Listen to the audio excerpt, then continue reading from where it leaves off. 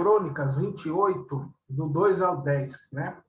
Que fala o seguinte: Então, se pôs o rei Davi em pé e disse: Ouve-me, irmãos meus e povo meu. Quanto a mim, tinha no coração edificar uma casa de repouso para a arca do pacto do Senhor e para o escabelo dos pés do nosso Deus. E havia me preparado para a construção. Porém, Deus me disse: Tu não edificarás uma casa para o meu nome, porque tens sido homem de guerra e tens derramado sangue. Todavia, o Senhor Deus de Israel me escolheu diante de toda a casa do meu pai, para ser rei sobre Israel para sempre. Porque ele tem escolhido Judá para ser o seu soberano, e da casa de meu pai. E dentre os filhos do meu pai, agradou-se de mim, para me fazer rei sobre todo Israel. E de todos os meus filhos, pois o Senhor me tem dado muitos filhos, ele escolheu Salomão, para se assentar no trono do reino do Senhor sobre Israel. E ele disse a mim: Salomão, o teu filho edificará a minha casa e os meus átrios, porque eu tenho escolhido para ser meu filho, e eu serei o seu pai. Além disso, estabelecerei o seu reino para sempre, se preservarem e cumprir os meus mandamentos e os meus juízos, como nesse dia. Agora, portanto, à vista de todo o Israel, a congregação do Senhor e aos ouvidos do nosso Deus, guardai e buscai os mandamentos do Senhor, vosso Deus, para que vós possais possuir esta boa terra e deixá-la como sempre, herança para os vossos filhos, depois de vós para sempre. E tu, Salomão, meu filho, conhece o Deus do teu pai. Serve-o com o coração perfeito e com uma mente bem disposta, porque o Senhor esquadrinha todos os corações e compreende todas as imaginações dos pensamentos.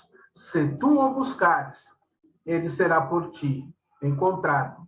Mas se tu o abandonares, rejeitar-te-á para sempre. Atentai agora, porque o Senhor tem te escolhido para edificar uma casa para santuário. Sê forte e faze-a. Deus amado, misericordioso, eu te peço, abra, Senhor, nossos olhos e ouvidos espirituais para essa palavra.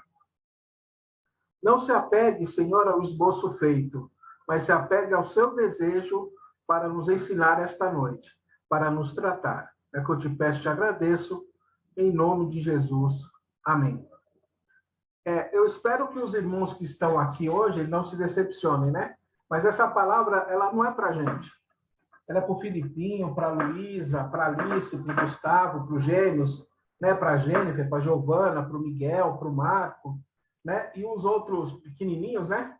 Que eu não lembro o nome. Eles são o futuro do nosso ministério, né? E eles também são o futuro do Evangelho. Quando eu falo isso, eu não quero colocar um peso, né, sobre os ombros deles, mas essa é a sequência natural da vida, né?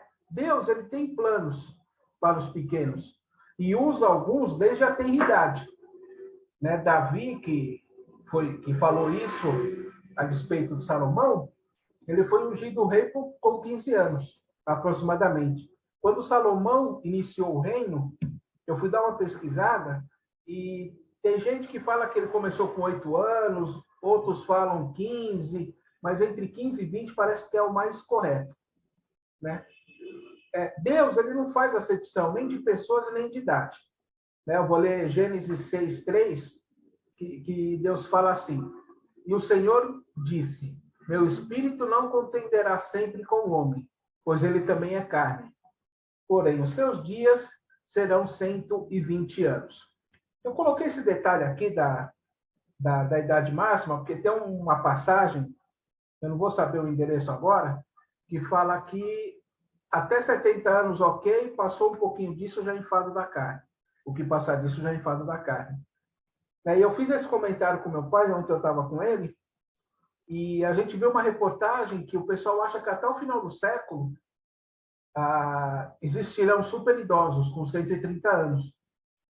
Aí eu brinquei com meu pai, falei, então, Jesus volta antes de 2100, porque, né, na palavra, o homem só vai sobreviver até 120 anos. É claro que é uma alusão, né, porque ninguém sabe quando que vai ter isso.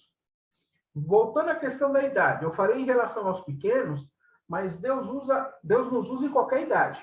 Vamos lá. Moisés voltou ao Egito para livrar o povo com 80 anos. Abraão saiu com 75 para casa, né? Da casa dele para o local que Deus ia mostrar, né? Arão, ele foi nomeado sacerdote por Deus por volta de 83 anos, mais ou menos, né? Porque ele era 3 anos mais velho que Moisés, né? Mas o foco aqui é falar de personagens, né? Como Samuel, por exemplo, que foi entregue ao sacerdote ali com 4 anos. Aos adolescentes que eu falei aí em cima, né? Adolescentes, Davi e Salomão. Sobre a serva de Naamã, né? Que por ser chamada de criança, mostra que ela tinha menos de 12 anos, né? A idade mínima para uma criança judia ou hebreia, né? Ser considerada adulta, eram 12 anos, né? E também nós estamos falando aqui de Jeremias, né? Que, como ele mesmo diz em seu livro, no primeiro capítulo, nos versículos 6 e 9, ele fala assim: então eu disse, Senhor Deus, observe, eu não posso falar, pois eu sou uma criança. Né? E aí tem uma outra observação. Se a menina ela era considerada adulta aos 12 anos, o menino era considerado adulto aos 13. Né? E hoje em dia, alguns estudos falam que a pessoa só é adulta após os 26, ou seja, o pessoal está esticando a adolescência até uma coisa, até uma idade absurda. Se com 12 anos, poxa, a menina já era considerada adulta, o menino com 13 anos, há 2000 anos atrás, com toda aquela dificuldade, por que hoje em dia você tem que considerar uma pessoa adulta só com 25 anos? Né? Agora, fechando parênteses, né? Voltando para o versículo 7. Porém, o Senhor me disse, não digas, eu sou uma criança, pois tu irás a todos a quem eu te enviar, e tudo o que eu ordenar falarás. Não tenha medo da sua face, pois eu estou contigo para te livrar, diz o Senhor. Então o Senhor estendeu a sua mão e tocou minha boca. E o Senhor me disse, observa, eu tenho colocado minhas palavras em tua boca. Né? Como eu estava falando, se Deus considera uma pessoa para ser usada com 12, 13 anos, né? O que cabe a nós enquanto pais, né? Cabe a nós ensinarmos o caminho, né?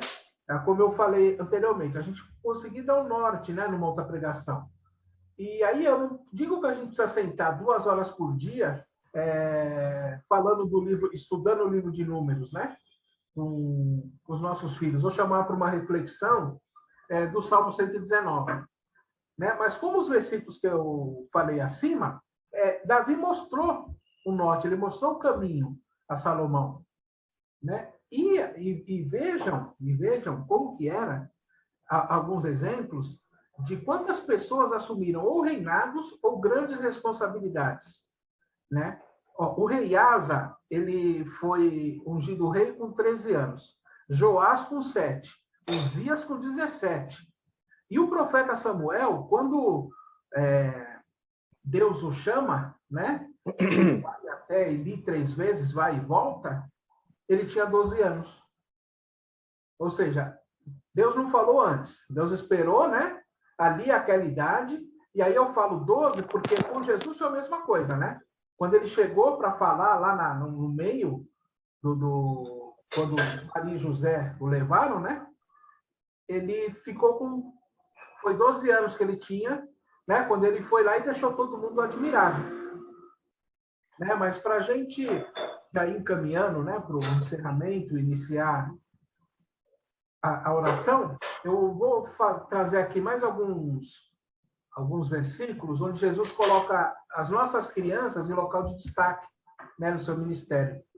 Mateus 18, do 1 ao 6. Naquela mesma hora, chegaram-se a Jesus os seus discípulos e perguntaram, quem é o maior no reino do céu? E Jesus, chamando uma criancinha, colocou-a no meio deles. E disse, na verdade eu vos digo, que se não vos converterdes e não vos tornardes como criancinhas, de modo algum entrareis no reino do céu. Portanto, todo aquele que se humilhar como esta criancinha, esse é o maior no reino do céu. Quem receber em nome de uma criancinha, tal como esta, recebe a mim. Mas quem ofender um desses pequeninos que crê em mim, melhor seria para ele segurasse ao pescoço uma pedra de moinho e que se afogasse no fundo do mar. E para encerrar mesmo, Mateus 19, do 13 ao 14. Foram então trazidas até ele criancinhas, para que sobre elas impusesse as mãos e orasse. Mas os discípulos os repreenderam. Jesus, porém, disse: deixai as criancinhas e não as impeçais de virem a mim, porque de tais é o reino dos céus. Então, irmãos, nós vemos aqui, quando eu falo que o Gustavo, os gêmeos, o Miguel, a Giovana, eles vão ser o futuro da nossa igreja, não só pelo fato de que nós estamos endereçando eles nesse caminho, mas também porque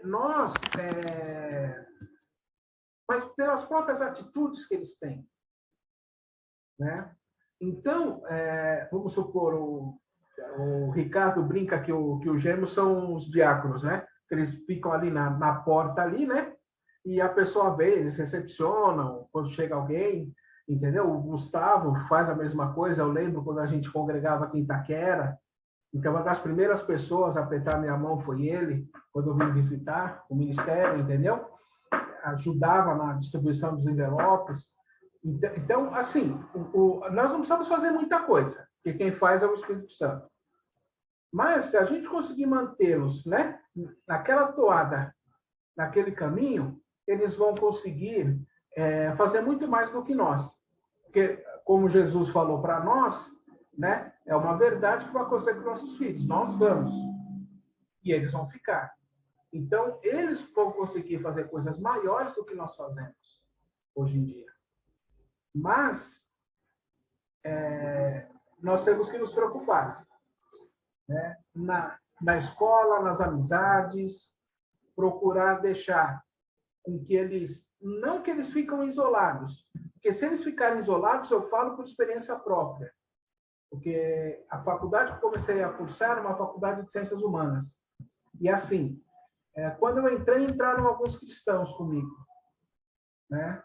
E assim, enquanto a cada ano que eu fiquei lá, o meu cristianismo ia se ficando cada vez mais forte pelas situações que eu passava, alguns irmãos, muito pelo contrário, eles iam capengando, eles iam tropeçando, entendeu?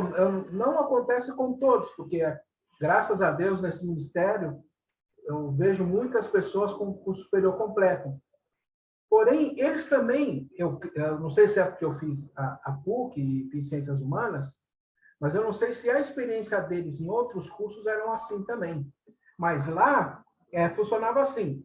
Quando a pessoa, eles ficavam no ouvido da pessoa até conseguir colocar dúvida na fé dela, né? E se ela não tem ninguém para desabafar, ou um ministro, ou um amigo, ou os pais, ela vai acabar se desviando.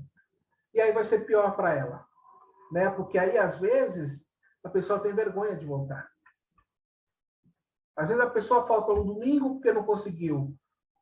Falta o segundo porque não conseguiu. Já no terceiro domingo, né? E aí eu falo por experiência própria, você já fica assim, poxa, eu não vou há 2 semanas. Quando eu entrar, vai todo mundo olhar para minha cara. Eu não preciso disso. Sabe? É muito complicado, né? A pessoa, ela chega com medo de ser julgada, né?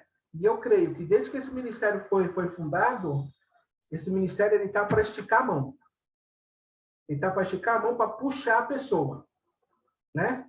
Pedro, quando ele foi ter com Jesus, ele teve uma atitude de fé.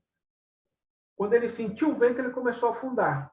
Jesus segurou ele pela mão, puxou e falou: homem de pequena fé. Mas Jesus puxou ele e levou ele no barco de novo. Ou seja, se a gente viu que a pessoa está afundando, eu creio que esse ministério vai puxar ele, que está afundando, vai lhe dar um abraço com amor e vai falar: vamos seguir em frente. Amém?